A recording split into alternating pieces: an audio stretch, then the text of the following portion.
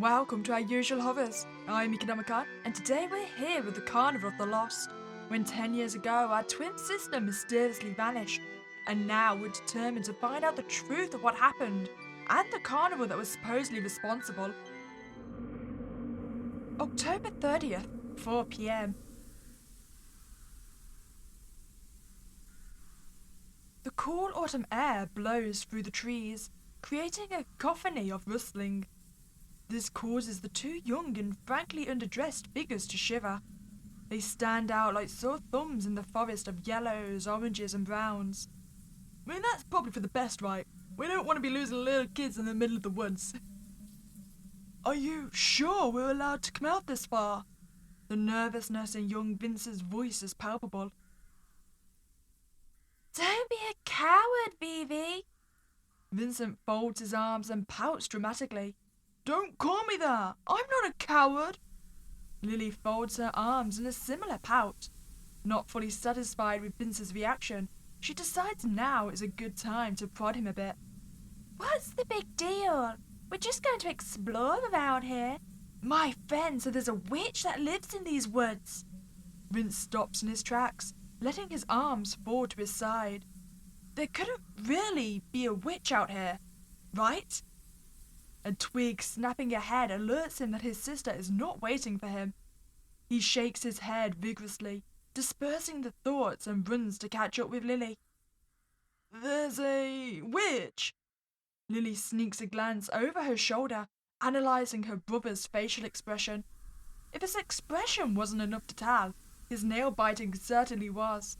Vince was afraid. You bet there is. You can hear her eat little boys like you at night. I'm gonna bet you're the older twin, right? That's not true. I've never heard it before.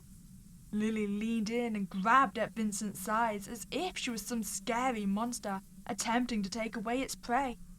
Though Vincent had to admit that the forest was way too scary to be normal. It felt like everywhere he walked, there was something watching him. Lily smiles widely as she shoots around to face her brother. It is true. You just go to bed too early to hear her. Maybe if you stop whining, we'll be able to hear something. There's a silence between the two for a moment. Growing almost frustrated by his own fear, Vince breaks the silence. I don't hear anything. It's not even night time. Vince trails off as a distant yet familiar sound fills his ears. Wait! He whispers the word, trying to focus on the sound. It was hard to fully grasp what that sound was, but with a little bit of focusing, it was... circus music? What on earth would a circus be doing so far into the woods? I mean, you clearly get circuses in all kind of unusual places, right? In the middle of the woods, down in the sewers. I'm sure we should definitely go investigate. I can hear her music. Lily's smug smile fades, and her proud stance suddenly turns almost meek. What? Lily, clearly surprised by this turn of events, stops and listens as well. The story was clearly fabricated to scare her brother, but maybe there was some truth to it? Sure enough, there's music playing. I can hear it too! Lily's red eyes light up as she realizes. That sounds like a carnival! Vivi! Lily had always loved carnivals and amusement parks, so it was no wonder she's getting so excited. Her fear totally gone by this point, she searches around the area for the source of the music. Vince, on the other hand, can't shake his nerves. Carnivals are fun. Why is he afraid? Lily decides the sound is coming from north of their location. Her mind is made up when she heads in that direction. We should go see it! Vince feared she would say that. But it must be getting late.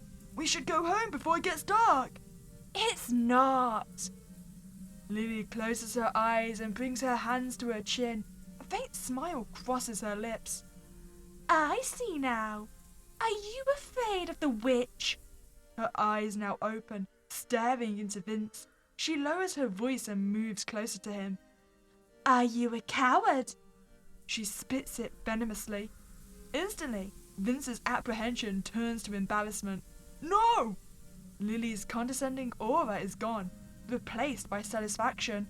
She interprets this affirmation as confirmation to go to the carnival. Let's go then. Bro, I think you were just manipulated.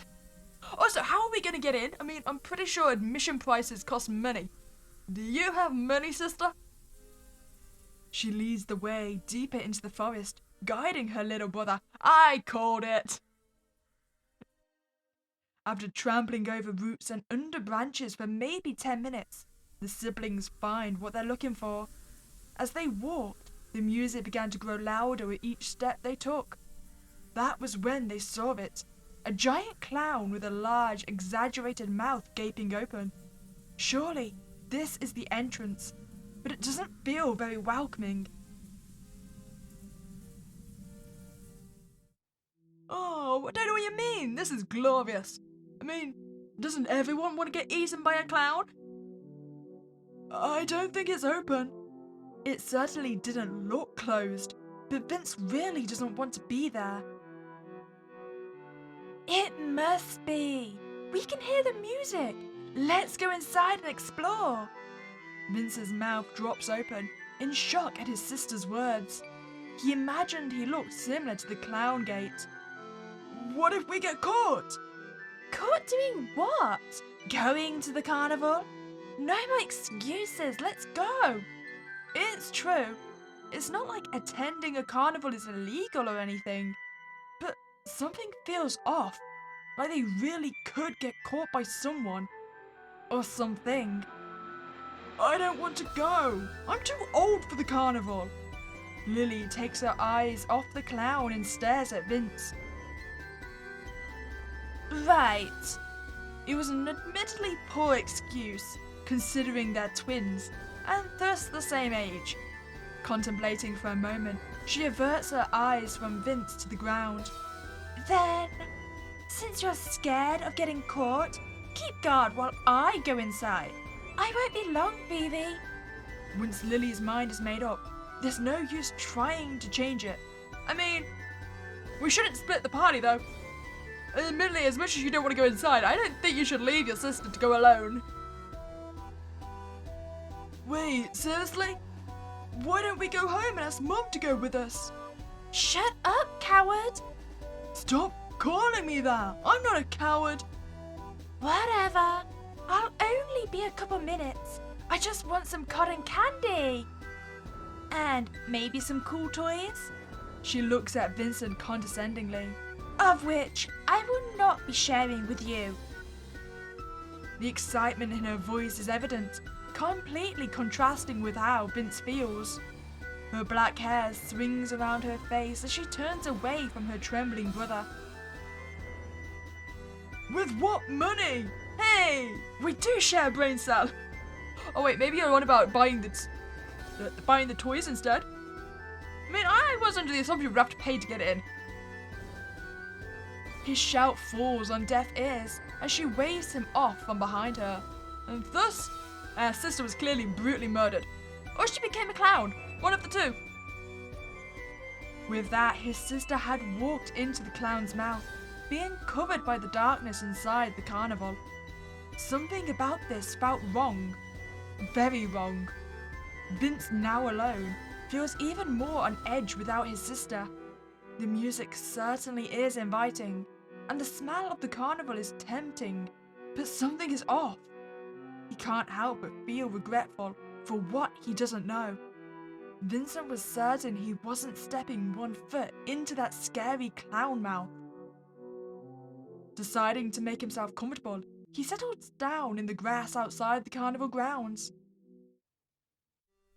Oh, we've been here way too long. And now, sister is dead. Lily! Vince swore he had heard a scream just now, but perhaps it was his groggy mind. Yeah, that must be it. Upon waking up from his nap, Vincent looked inside the park. It was dark and scary, but music was no longer playing. Standing up from the spot he was laying down at, and dusting the dirt off his jeans, he noticed the sky had turned dark. Lily? Did she leave me here? Realizing he's all alone in the pitch-dark forest in front of a now silent carnival, he begins to panic. He cups his hands over his mouth to amplify his voice. Lily! A sound erupts right next to his ear. Almost too shocked to move for a moment, Vince stands in place. Well, I mean, that's not a very good fight or flight response. His heart just about leaps out of his chest as his young body's survival instincts finally kick in. Ah, there they are. The witch! He takes off towards the way he and Lily had come from what felt like minutes ago. He can't tell if he's being chased or if it's his heart beating like footsteps pattering. No! He runs and runs. Was he really that far away from home?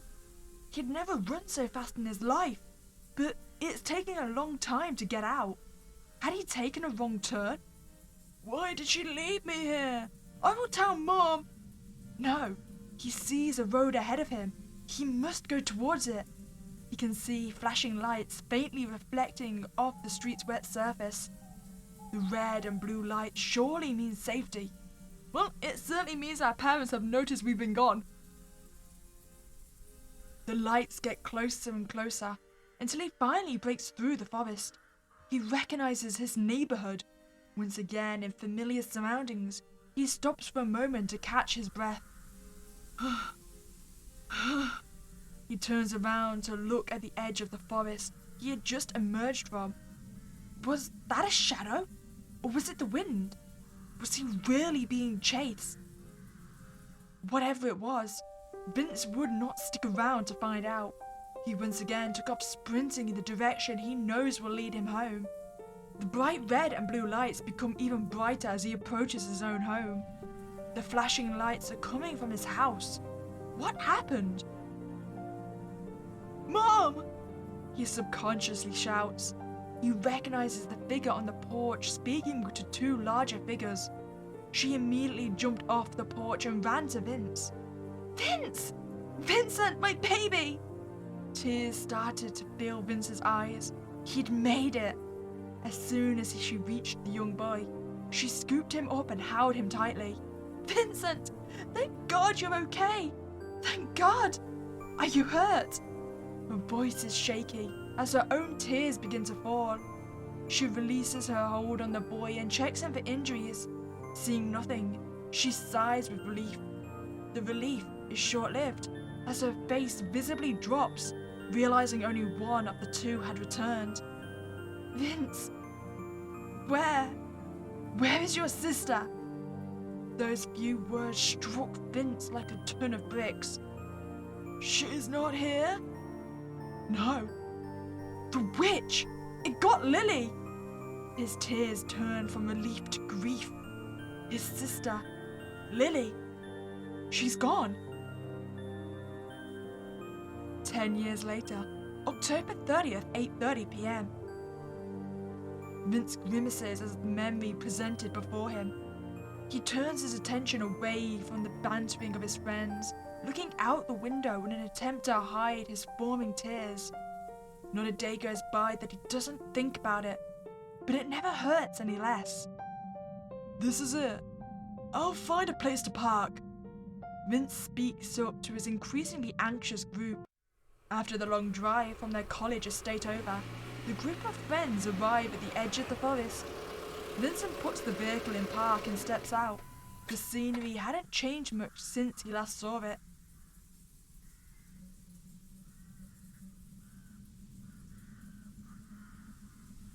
Being near his old neighborhood, nostalgia hits him like a truck.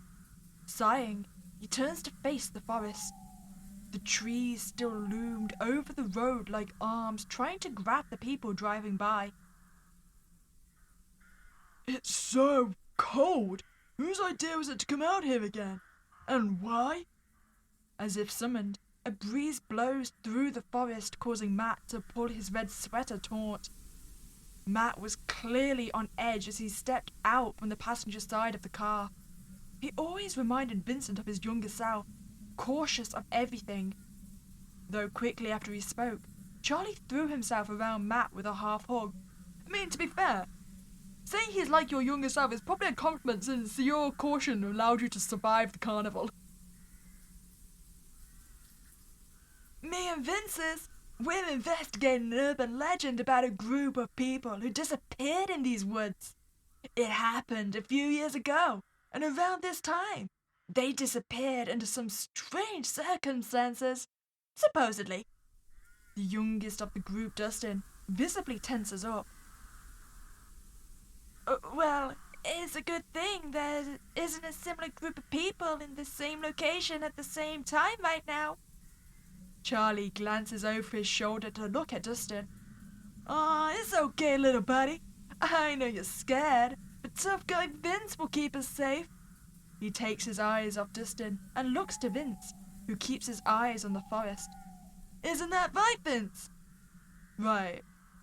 Shrugging Charlie off his shoulder, Matt walks in Dustin's direction as he speaks.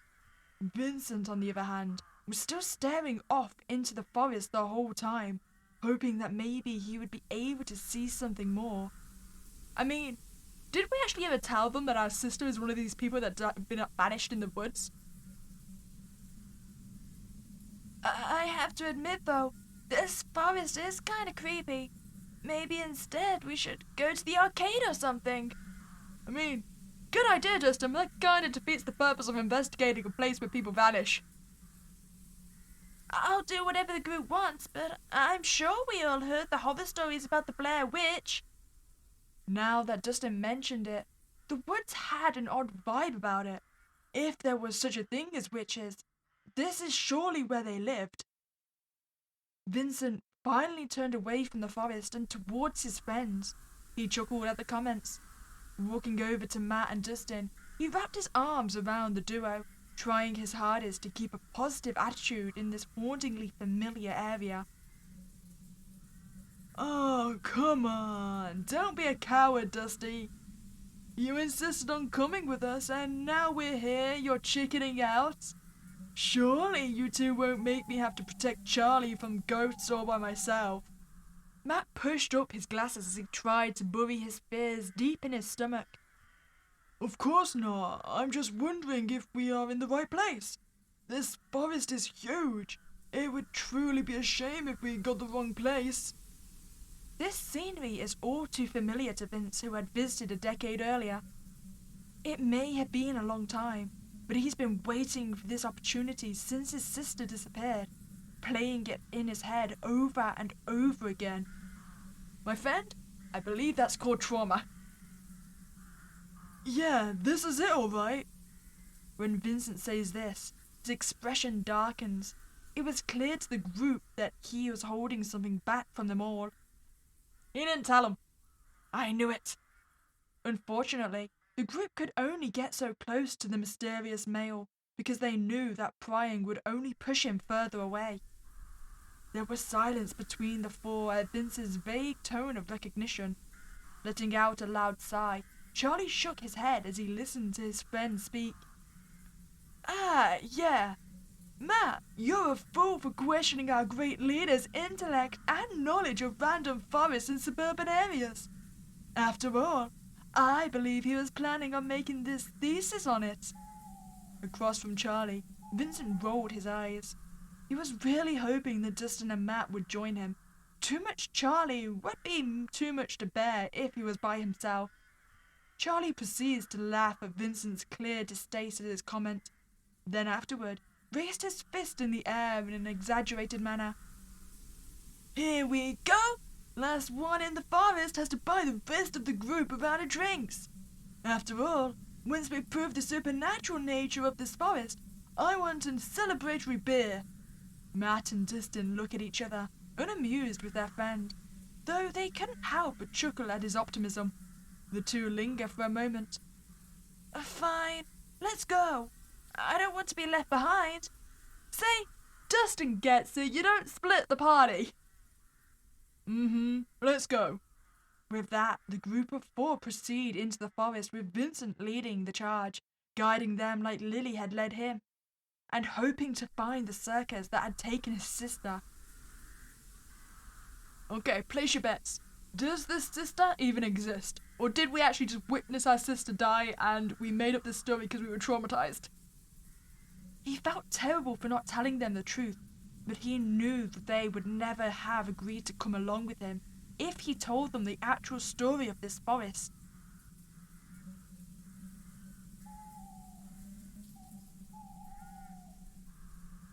The group continued together in uncomfortable silence through the forest. Even Charlie had nothing witty to say at this point. Branches and tangled tree roots made their trek into the darkness all the more arduous the deeper they went. Illusions of shadowy beasts and ghouls danced around the dark forest in the moon's glow, cast by the whispering leaves of the dying trees surrounding them. It was as if the forest itself was urging the boys to return back home. The meek voice of Dustin was the first to break the silence amongst them, garnering the attention of his companions. "Hey, Vince! We have been walking for the past 30 minutes. He tugs on the arm of his stuffed monkey anxiously and continues. "There's nothing here. Why don't we go back now?" Dustin's plea to return back to the safety makes Vince scoff. There was no way he was going back now. "No way. Not yet. Let's keep moving. I know it's around here somewhere."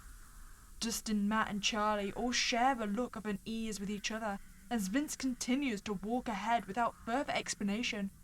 None of them knew what it entailed. "What do you mean? What are we even looking for out here?" Growing audibly irate, Matt stops walking, followed soon after by his friends. His demand for an explanation is promptly answered by the crisp October wind, carrying a certain familiar tune. Charlie was the first to hear it.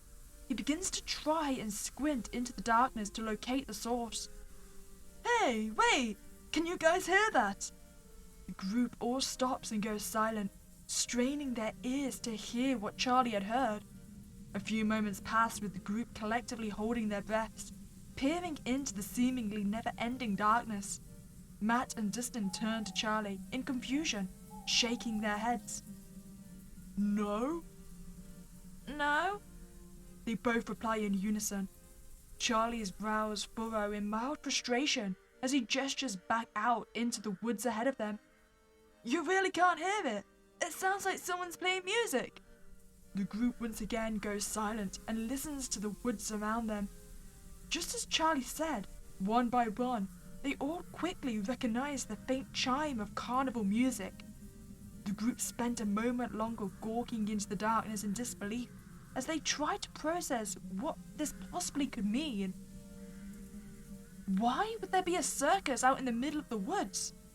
Unlike the other boys around him, Vincent does not visibly react to this newfound discovery, at least not as far as the others could tell. Unbeknownst to his friends, this exact melody has been plaguing his dreams every night since Lily had disappeared. The uppity and whimsical tunes had set the stage for nightmares upon nightmares for 10 years. Each one ends the same, Lily disappearing and him ending up lost all over again in the seemingly never-ending forest. Still, he couldn't dwell on that now, not when he finally had a chance to find out what happened. Clenching his fists in a silent means to steady his nerves, Vince soon breaks the spell his friends were under by releasing a tense breath. "Come on, let's go. We can't waste any more time." With that, Vincent picks up the pace and hurries ahead through the darkness towards the direction of the music. Matt and Dustin hesitate to continue forward, instead staring wide-eyed at Vince as he hurries off ahead into the darkness. Seeing his friends' uncertainty, Charlie shoots them a reassuring smile and points valiantly towards the darkness. "Well, you heard the guy. Let's go check it out." Charlie always had a way of making things seem less serious than they were. He was always smiling and in high spirits, even in the worst situations. But it would be a lie if any one of them did not admit that they didn't appreciate him for that. So, with reluctance painted across their faces, the duo nod and continue forward alongside their much more excited companion. Yeah, sure. Let's go in the direction of the creepy music in the woods. We totally won't get murdered or anything. Mac grumbled sarcastically, rolling his eyes and crossing his arms over his chest. Still, despite his reluctance, he followed Charlie and Vincent with Dustin close at his heels, who was nervously clutching his monkey plushie. The group carries on through the forest as a glimmer of the carnival lights begin to peek through the trees, beckoning them nearer. Eventually, they come into a clearing, and what awaits them has nearly every single one of them gasping in surprise. And we've returned. It's the gate. Shaped like a clown with the gaping jaws sat there, almost expectantly. Vince could never forget it. It peered down at the group with its mismatched eyes. Charlie was the first to say anything.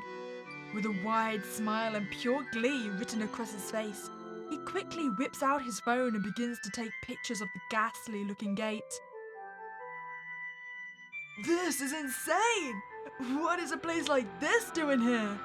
Unlike his companion, Matt's mouth was turned down in a frown. There was a newfound sense of wrongness filling up his gut as he stared down the smiling clown in an almost challenging way. Guys, something's not right with this place. I don't think we should be here. There was an unfamiliar meekness to his usually confident tone. Regardless of his friend's concerns, Vince merely shakes his head and dismisses them. We are exactly where we need to be. I am not leaving this place until I figure out what's going on here. Matt and Dustin shoot Vincent another look of uncertainty as they process his words. Satisfied with his newfound collection of pictures, Charlie directs his attention to Dustin. With a dubious smile, the taller boy leans in close to taunt him. If we get lucky, we might find the people who went missing. Dustin's face goes pale at Charlie's words. His grip around the plush in his arms tightens anxiously. I mean, I'm starting to get the idea. We're not the nicest person. I mean, it feels mean to drag all our friends into this situation without actually explaining what had happened. Charlie laughs at his friend's reaction, backing off before Dustin could try and get a hit in. It'd be great content for my YouTube channel. This will go viral for sure. Those ghost hunting channels are all the rage nowadays. I told you, we're gonna be infamous in our murder. Dustin shoots Charlie an unconvinced glare, puffing his cheeks into a pout. Stop that! I'm sure all that stuff about people going missing here isn't true. An odd smile finds its way to Vincent's lips at Dustin's words, one that didn't quite meet his eyes. I wouldn't be so sure of that. Let's go inside and see what we can find. With that, the group continues ahead into the Clown Gate's mouth. The darkness of the tunnel threatened to swallow them whole. Still, they pushed forward, their eyes set on the dim light at the end of the entrance. Soon enough, they make it to the other side. Like clockwork, the lights around the park spark to life, blinding the boys' eyes. The crackle of an intercom is soon heard above them, garnering the startled group's attention. Welcome to new and returning visitors! Wait, returning? We never entered though, did we? The Carnival of the Lost is very happy to welcome you tonight, and is very excited to get to know you all. Our park is very unique, and will provide you with a breathtaking experience. Unfortunately, due to some minor mishaps with the previous visitors, and the disappearance of some staff members, a new rule applies for our visitors. We will ask you to follow the red path on the map to ensure the best of experiences for all of you. If you stray from the path, we will be forced to end your experience immediately and irrevocably. This is by any means necessary. including murder? Have fun and enjoy the rides, because we certainly will. The voice laps and shuts off the intercom, letting out a screeching sound at the same time. Well, this sucks. I hope this isn't just for a marketing stunt of some lame-ass park. It isn't just... Before Vincent could finish this phrase, Charlie is pressing on the record button on his camera. Wait. What just happened? Charlie instantly felt as if a cold wind was sweeping over his body. Seeing all that blood splattered out in front of him, Charlie, in a surreal moment, thought, "My followers are not going to be happy about this." With horror, Vincent stares at Charlie, his body impaled by a hand. The hand belongs to a tall and muscular humanoid creature wearing a top hat. Oh! Charlie's dead! Were you the one on the intercom? You never said we couldn't record. With a sly smile on his face, the creature introduces himself. I thought this occasion was special enough to greet you all personally. I am the ringleader. In a moment of sheer panic, Matt and Dustin took off in opposite directions. Guys, you've split the party! Do you know what? Probably for the best. The two briefly went down the red path like they were supposed to, but Matt quickly split off. It was as if time had stopped. Vincent was standing in front of Charlie, still dangling from the strange man's arm.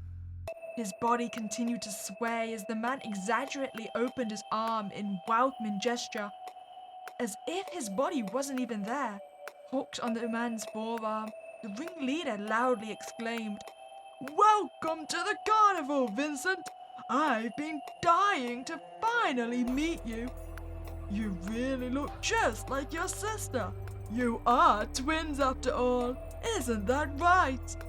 He laughed as his own body dissolved into thick black fumes before Vince could get a word in.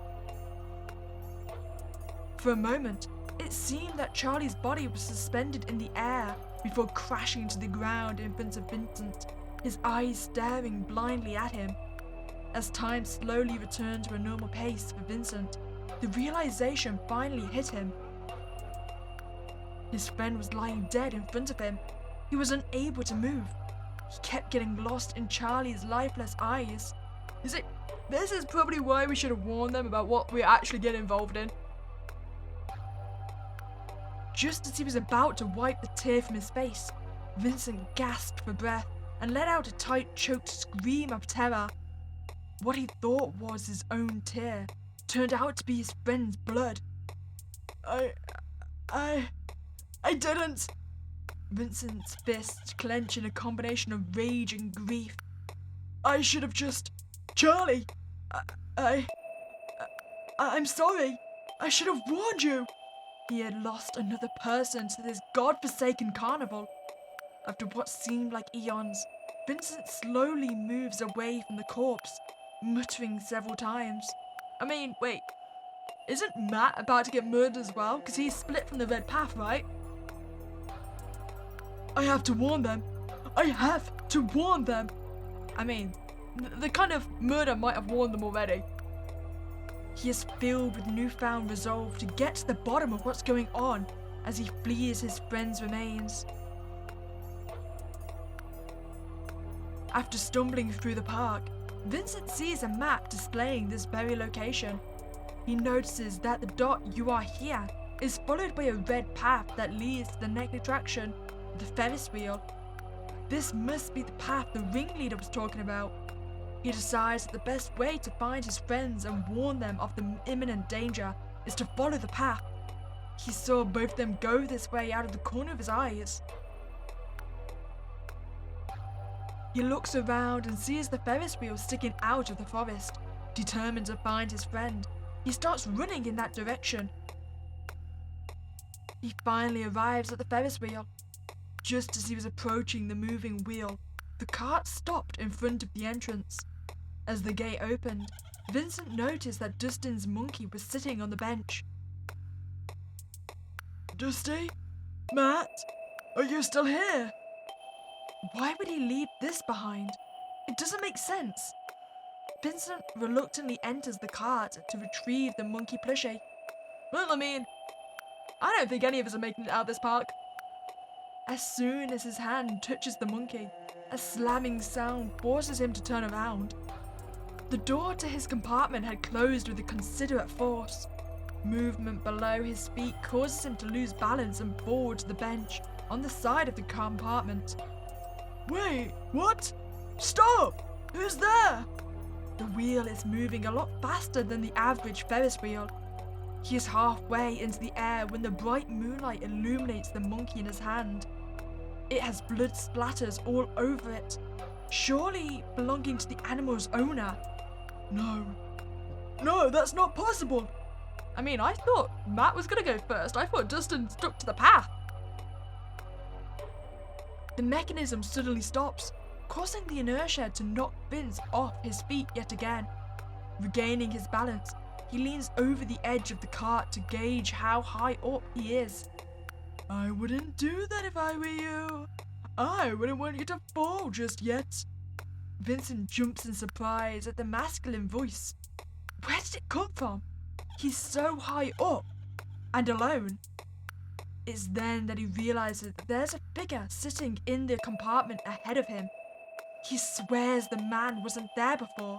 How did he get there? As Vincent sits back in his seat, the man continues. A little bird told me what happened to your friend. Truly unfortunate. I am sure he would have been a very useful pair.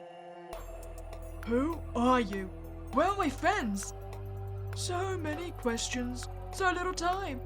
I don't know about all your friends, but I have met Dustin. He was a nice chap. It didn't take much to convince him to join our little troop. Anyways, you humans tend to refer to me as Death.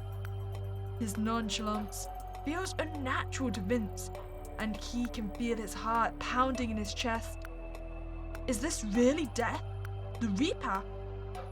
Now, we have a little time to talk. It has been a while since you last visited us.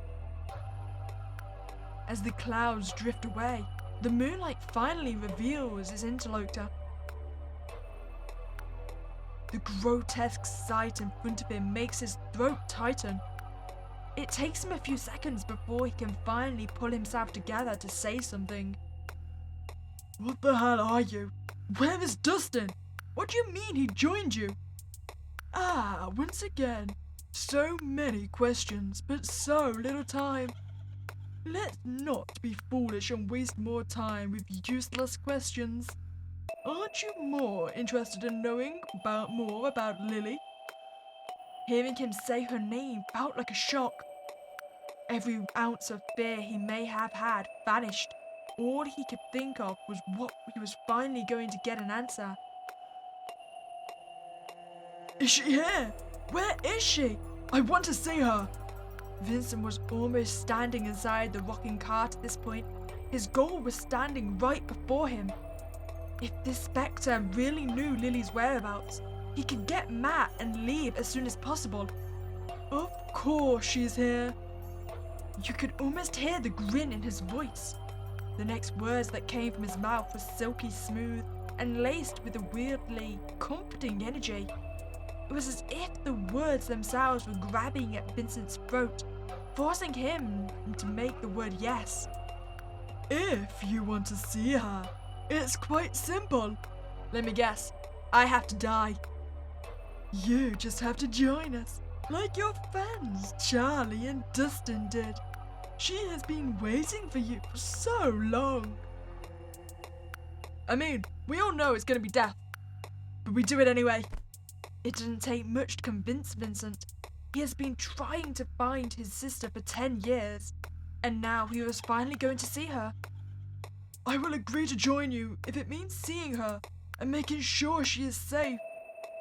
Fantastic news, my new pal. But before you can see her, let's make sure you are presentable. Before the wheel could resume its motion, you drifted off into a stupor, never to wake up again. You joined the circus. Oh, there's the charming fella that murdered my friend. Thank you everyone for joining us this evening. We hope to see you again very soon. Well, I mean, you gave me an option, so I shall be back. Well, now it's time. We must decline the offer.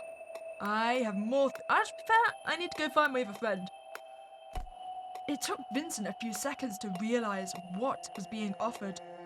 The idea of seeing his sister was very tempting, but before Vincent said yes, he realized that the creature had also mentioned Charlie's name. Vincent felt his gut drop. He almost agreed to join the circus. He almost did. Who knows what would have happened if he had agreed? All he knew was he certainly didn't want to end up like Charlie. No, I can't accept it. I have to warn my friends and get them out of here. That's a shame. You know, I saw a real talent in you that would fit right in. Wait. So let me guess, if we join the circus, our goal would be to also entice other people to join? There's a never-ending death loop.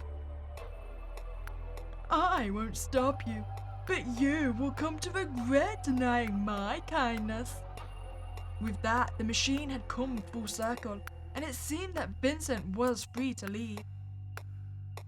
Stepping up from the seat he was on, he walked off the ride. As he stepped off the rundown ride, he felt a wave of dread wash over him.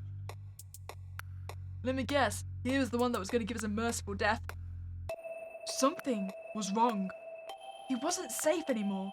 Something was now aware of his presence. Turning around, he saw the lanky man with pale skin gone from the ride. I gotta find Matt. Turning away from the rusted machine, Vincent was prepared to face the rest of the carnival. Not only did he have to find the fate of his sister, but now he had to save his friend. No, you can't leave me there! To be continued. Well, I hope you enjoyed that playthrough of Carnival of the Lost, even if it did leave us on a bit of a cliffhanger. You know, I sometimes get worried with stories like this that they're gonna do like a whole massive plot twist where it's like, nope, it's all a delusion and you accidentally murdered your sister and it's all the trauma. What can I say? I just like having there to be real monsters. If you've enjoyed your time here, I'd really appreciate if you could subscribe to this channel. But other than that, I hope you have a spooky day and I'll catch you next time, guys.